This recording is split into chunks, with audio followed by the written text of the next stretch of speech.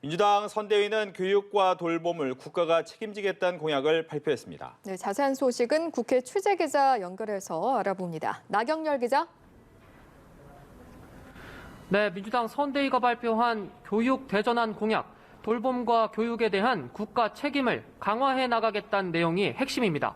먼저 유치원과 어린이집을 단계적으로 통합하고 초등학생의 방과 후 돌봄 시간을 저녁 7시까지 늘리겠다는 게 민주당 선대위 설명입니다.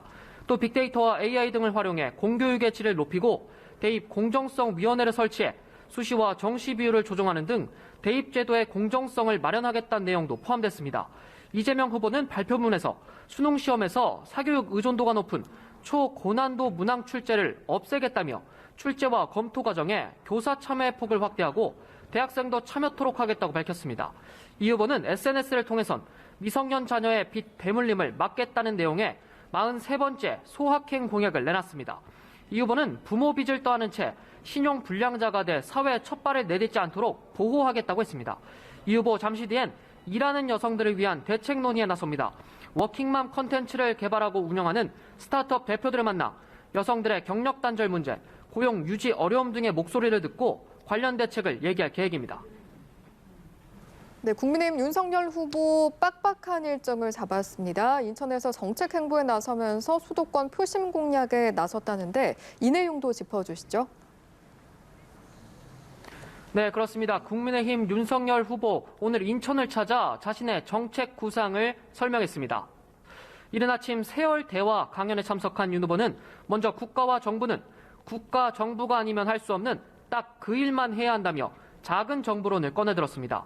인천의 한 중소기업을 방문해선 주 52시간제를 유연화해야 한다는 입장을 밝히기도 했습니다. 인천 선대위 출범식에선 한국전쟁 당시 인천 상륙작전처럼 이 나라를 구할 역전의 드라마와 대장정을 인천에서 시작할 걸로 확신한다고 말했습니다.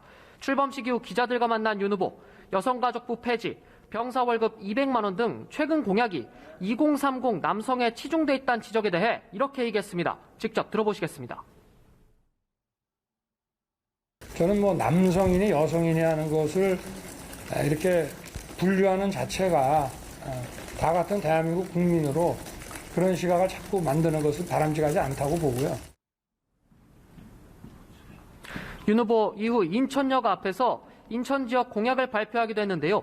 수도권 광역 급행철도 GTX 2 노선을 신설하고 수도권 쓰레기 매립지 대체지를 조성하겠다고 약속했습니다. 국민의당 선대위 회의를 주재한 안철수 후보는 이재명 후보의 전국민 재난지원금, 탈모치료제 건보 적용 공약 등을 언급하면서 표가 급해 나라 돈을 쓰려 한다고 비판했습니다.